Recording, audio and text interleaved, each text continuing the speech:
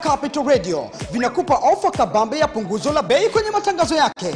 Kwa upande wa televisheni ni matangazo ya graphics, na upande wa radio ni matangazo madogo madogo, yani casual adverts. Ofa hii itaanza tarehe 1 mwezi Desemba hadi tarehe 30 mwezi Januari mwaka 2019. Karibu ufurahie ofa hii, ukuze biashara yako. Kwa maelezo zaidi, wasiliana na idara ya masoko kwa simu namba 2775914 au 6, au nukushi 2775915, au barua pepe advertise@itv.co.tz.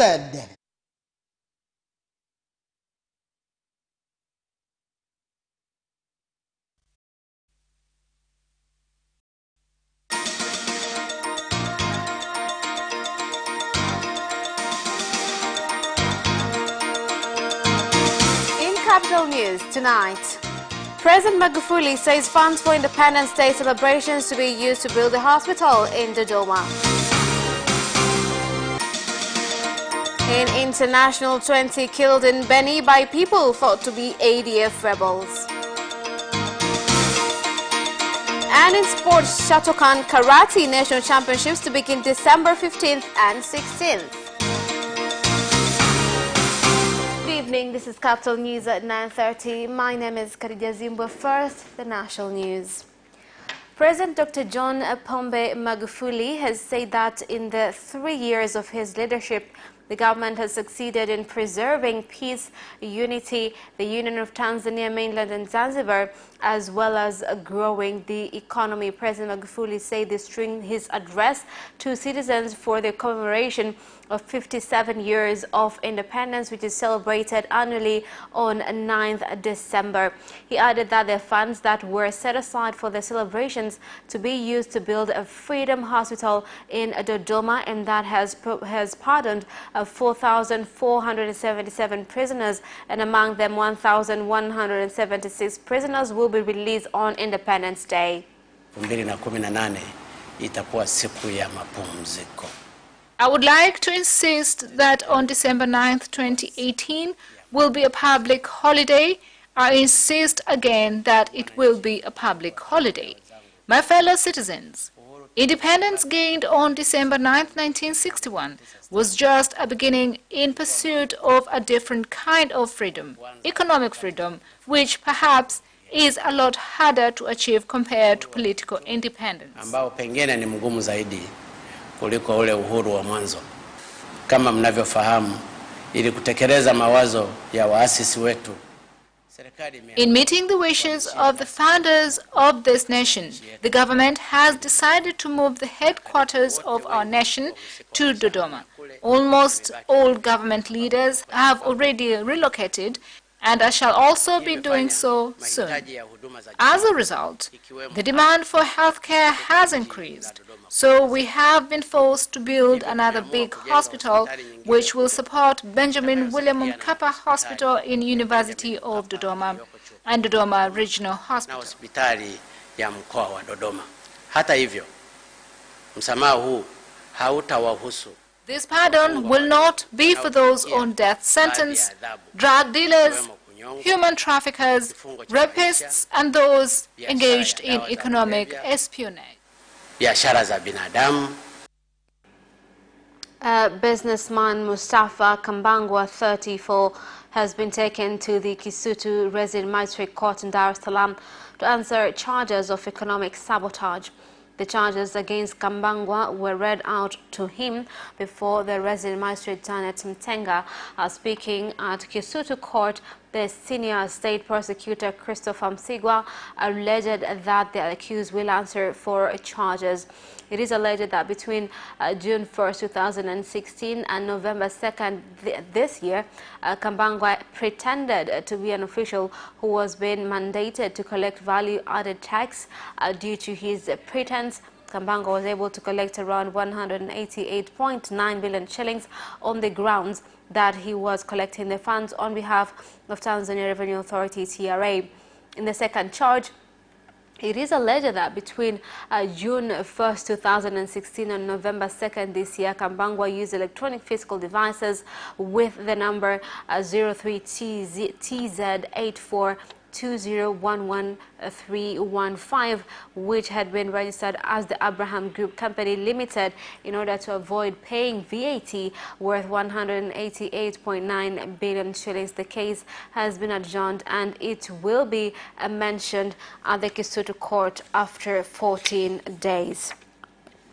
Now, moving on, the deputy mayor elections in the city of Dar es Salaam, which had a conflict on the voting process, has been conducted by agreement on both sides, with the candidates agreeing and setting history by having 2 deputy mayors.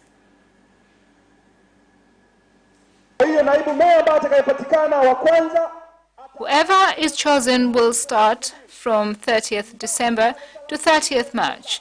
Then someone else will follow unless there is something else preventing him from staying on for a specified period. Prime Minister Kassim Majaliwa has directed commissioners of Kilosa and Mvomero districts to urge residents to farm sugarcane next to the new Mkulanzi Sugar Factory, which is being run by the government through National Social Security Fund, NSSF, and the Prison Army, so that factories can produce sufficient sugar and stop the dependency on and high costs of importing sugar from outside the country. Hapa sioni utofauti wa Mvomero na Kilosa. Naona kama wote ni ndugu moja. Sasa ujumbe huu wafikie.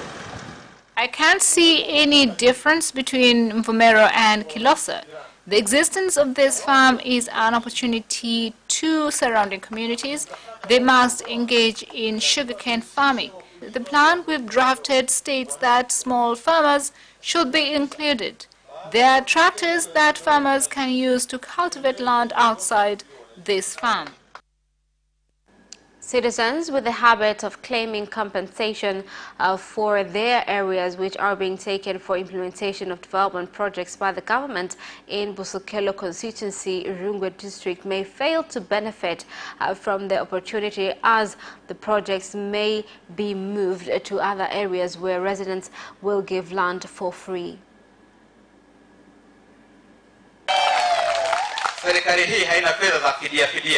I'm the Member of Parliament for this constituency, and you voted for me. What I would like to tell you is that if they cannot embrace projects coming in because they want compensation, then I tell you that such projects will not be invested there. Rather, the projects will go to places where no compensation is needed.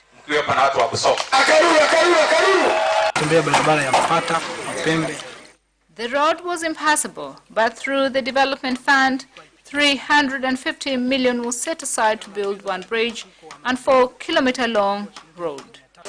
We used to go around to get to the other side, but now we are closer.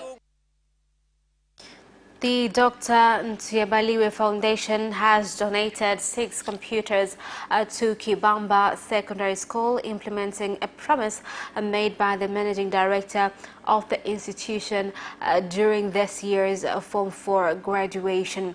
The executive director of the Dr. Ntuyebaliwe Foundation, Mrs. Jacqueline Mengi, presented the computers to the chairperson of the board of the Kibamba Secondary School, Mr. Frosta Mzava, at the school located on the outskirts of Dar es Salaam. Speaking as she was handing over the computers, Mrs. Jacqueline Mengi thanked God for enabling her to fulfill her promises and called upon parents and other stakeholders to make meaningful contributions to President John Pombe Magufuli's efforts to improve the provision of education in the country. Every Tanzania is able to help somehow. These children belong to us and they are the future generation. We all know the importance of a good education, and if our children get a good education, we can get good leaders and professionals in other professions. The aim of our foundation is to encourage students in primary school to read. So we visit schools and give storybooks We've also recently started Andika Challenge, where primary school kids write stories. Naomba mdau yoyote wa maendeleo I ask for any stakeholder who can help us to build a fence, because then it is difficult for students to play truancy and easier for teachers to supervise. Kwa hiyo naomba hilo kama kuna mdau atusaidie kujenga uzio. Tanzania has given land for the construction of an international communication services center that is being built in Arusha and will be managed by the African Union. A representative of the union, Kilowelo Adoloje, said that they have already been handed the deed to the area, and the construction exercise is expected to begin at any time. Now we have a title to our land, which has been one of the issues delaying the project, and hopefully as soon as we go through the normal procurement process, we will start the project. It's at advanced stage now. We are just waiting for the clarification of on the evaluation and accepted by the board responsible for projects. This is the third year, and a lot of issues keep coming up, such as land rent costs, which was scrapped out. I commend the Minister for making a follow-up on this. Our aim, together with the government, is that international organizations continue to exist in our towns and cities to promote good relations. 10 people who suffered injuries in various automobile accidents as they were coming from various areas of the Lake Zone have undergone both neuro and spinal cord surgeries at the Bugando Referral Hospital in Mwanza. Both types of surgeries were made possible as a result of the cooperation between surgeons at the Bugando Hospital and surgeons from the San Francisco Saint Hospital of America.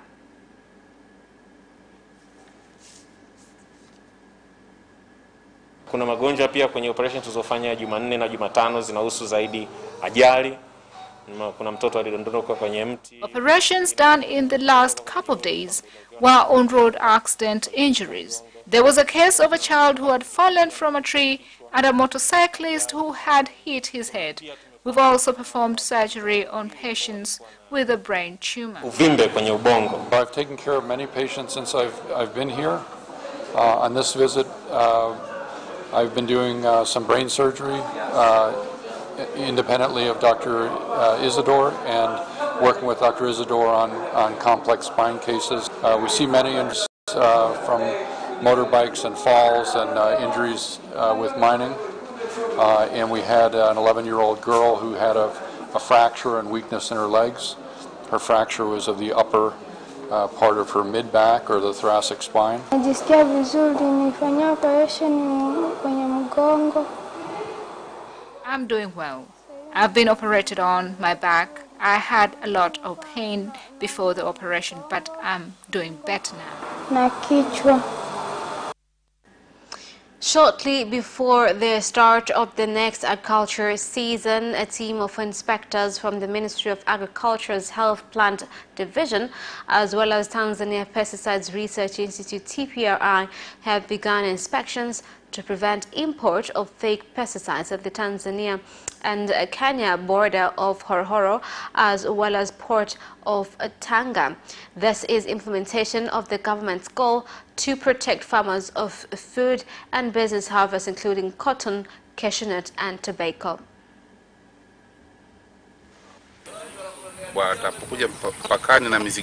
Once they arrive at the border, we will conduct an inspection of the goods and a sample will be taken to be verified. No distribution is to take place until the sample results have come out. This is to make sure that pesticides coming in are of the required standards. Once the goods arrive, we take a sample for testing, and distribution doesn't take place to farmers until results come back from the lab. Inspection must take place unless the consignment came through illegal routes. And that is the end of national news. International news follows next after the break.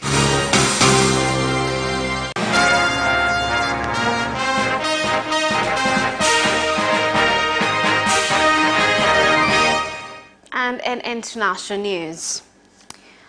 5 people have been killed in Beni in the Democratic Republic of Congo last night, and the house was burnt down by people thought to be ADF rebels.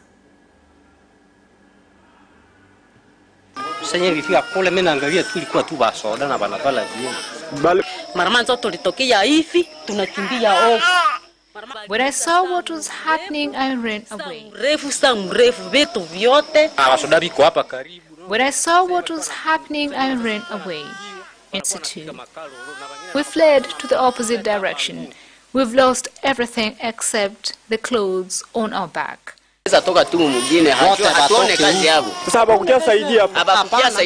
We received no help at all.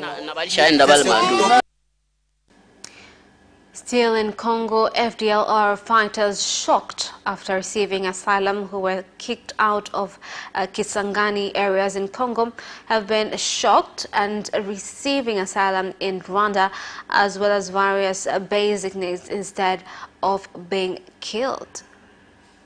We are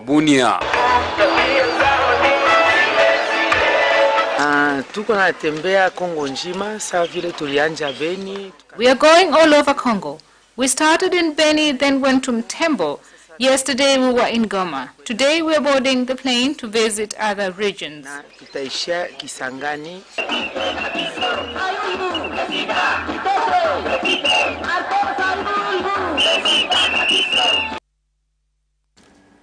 Now, that was the story about Congo campaigns continuing to gain momentum, with opposition candidate Martin Fayulu completing his campaigns in North Kivu, heading towards Ituri. Now, moving on to the coming story, which is former FDLR fighters shocked after receiving asylum who were kicked out of Kisangani areas in Congo have been shocked after seeing asylum in Rwanda, as well as various basic needs instead of being killed. Nilikuwa nasikia oga, nikasikia kama mnaweza pata tatizo. I was very scared. I thought anything bad could happen to me in Rwanda. Like being imprisoned as this would have ruined my life. I asked other fighters to come back so we can work together to build on. And that is the end of international news. Business news follows shortly. Watch Business Edition as we talk to business leaders and experts in sectors that are transforming Tanzania's economy. To be rich, I have to be a business person. It's not an easy road at all. People need to understand. You must quickly think, how cost effective are you going to be? Business acts as a way in which it can bridge that gap.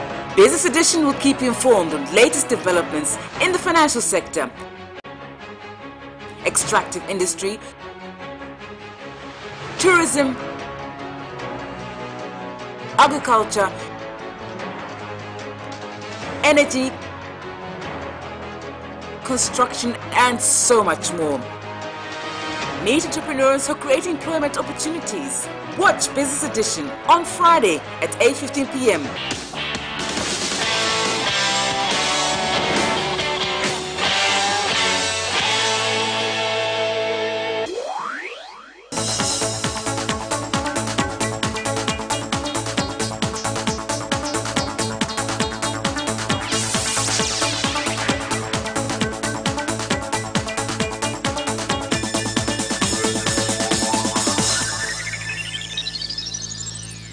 Welcome back, and in business news tonight, various Tanzanians have turned out to purchase shares of Dar es Salaam Commercial Bank (DCB) at a discounted rate of 265 shillings instead of the usual market price of 340 shillings.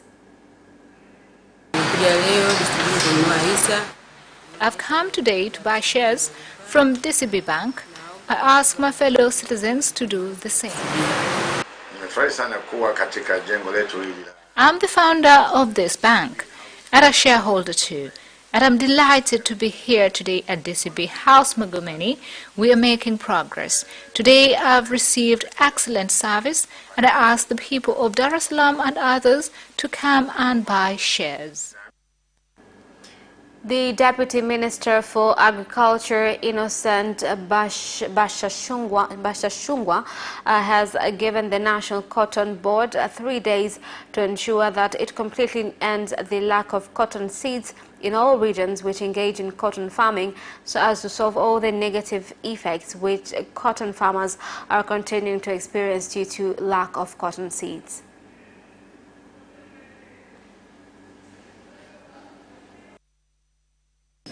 I would like to take this opportunity to tell you that I don't want to hear that any farmer has not been able to access seeds. You must decide on how much is needed, and I will make sure that you get the seeds. We are planning on increasing the availability of seeds, and as we speak, there is a task force in place to make sure that seeds get to Bariadi.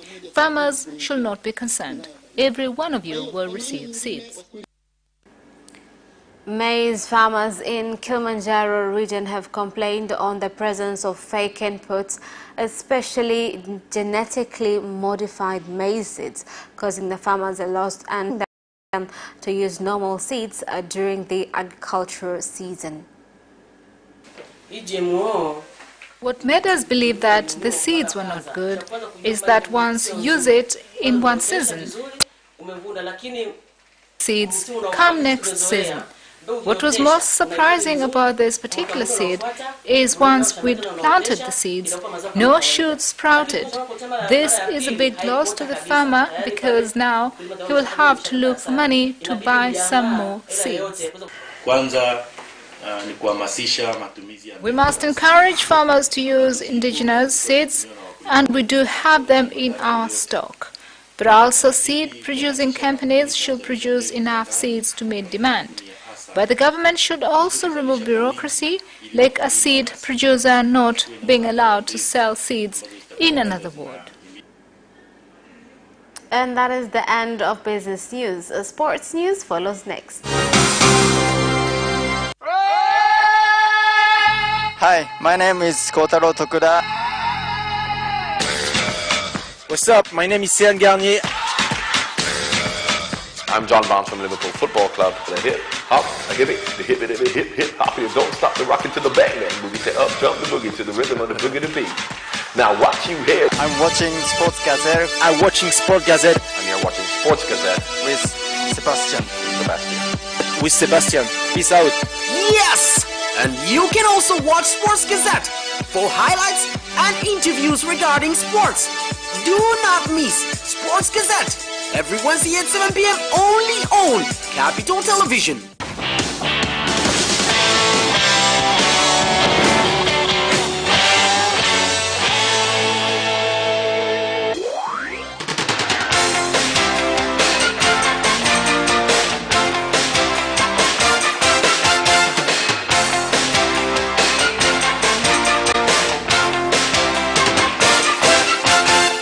And in sports news, this year's Shotokan Karate National Championships, which will also involve invited clubs, especially from Zanzibar, will take place in December 15th and 16th at the Indoor National Stadium in Dar es Salaam. On each and every year, competitions will be taking place in Tanzania, which involve different teams from different regions. And this year, the competition will be in Dar es Salaam on 15th and 16th of this December. So different teams will be participating, including the invited teams from Kenya and Zanzibar that will be competing.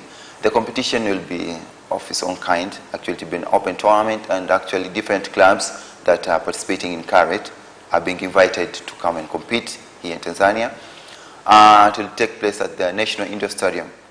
About these competitions that have been taking place, last year they took place in Dodoma. Before there, they took place in Morogoro, and before they took place in Iringa.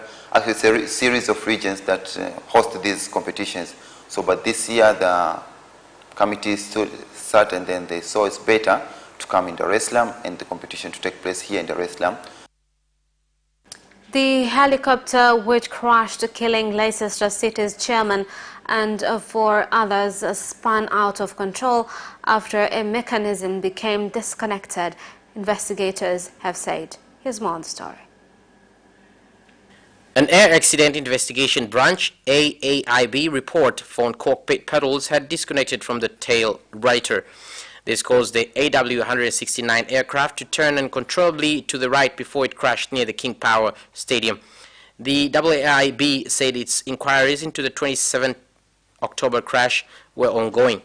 Leicester City's owner Vichai Srivandrapramha, 2 members of his staff Nusara Suknamai and Kavpon Punpare, and pilots Eric Swaffer and Isabella Rosa Lekowicz were killed in the crash. And Liverpool defender Joe Gomez could be out for 6 weeks after fracturing his left leg during Wednesday's victory over Burnley. Here's more on the story.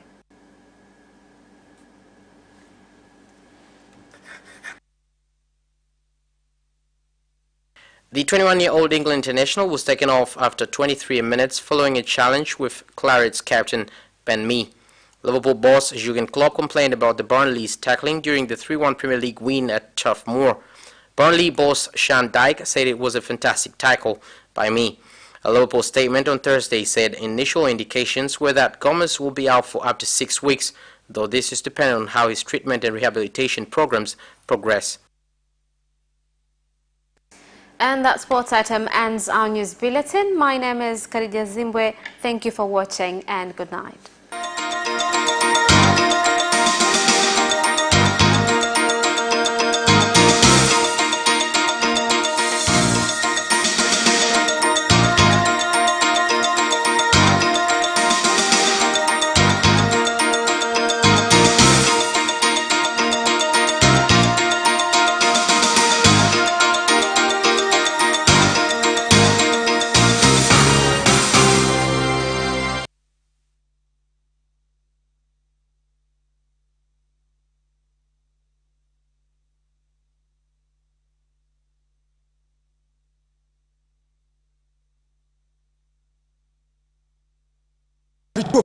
kabisa vya Capital Television na Capital Radio vinakupa ofa kabambe ya punguzo la bei kwenye matangazo yake. Kwa upande wa televisheni ni matangazo ya graphics na upande wa radio ni matangazo madogo madogo, yani casual adverts. Ofa hii itaanza tarehe 1 mwezi Desemba hadi tarehe 30 mwezi Januari mwaka 2019. Karibu ufurahie ofa hii, ukuze biashara yako. Kwa maelezo zaidi wasiliana na idara ya masoko kwa simu namba 2775914 au 6 au nukushi 2775915 au barua pepe advertise@itv.co.tz. Kitabu cha Dr. Reginald Abraham Mengi kitwacho I Can, I Must, I Will sasa kinapatikana kwenye maduka ya kuuza vitabu yafuatayo: Dar es Salaam, A Novel Idea, Slipway Msasani, Yacht Club Road Msasani Peninsula, The Book Cave, Mbezi Rainbow, Social Club, Ara Museum Offices, Ikunda Bookshop, Kariakoo mtaa wa Mhonda, House of Wisdom, Mezzanine nambari 22 NHC House, Samora Avenue, Dar es Salaam, MacBooks and Brains, Mlimani City Mall, duka nambari 44, Dar es Salaam, TPH Books, barabara ya Samora, Elite Bookstore, Mbezi njia panda Goba, Mlimani Bookshop, Kariakoo mtaa wa Sikukuu na Lindi, Timiza Malengo, Ubungo Kona, Chuo Kikuu, Bookmart Online Instagram, Bookmart TZ, Twitter, Bookmart 1, Jamani Investment Limited, Nyerere Road, Airport Terminal 2, Shinyanga, Kahama Bookshop Center, mtaa wa Lumerezi, Arusha, Kase Bookstore, mtaa wa Sekei, A Novel Idea, TFA Center, Arusha Tanzania, Dodoma. Lugarawa Bookshop, Dodoma mjini barabara ya 8, Moshi, Ape Bookshop, Moshi mjini, Christian Bookshop, Moshi mjini. Wahi nakala yako sasa kwenye duka lolote lililopo karibu nawe. Watching Out and About. And you're all very welcome. Karibuni sana.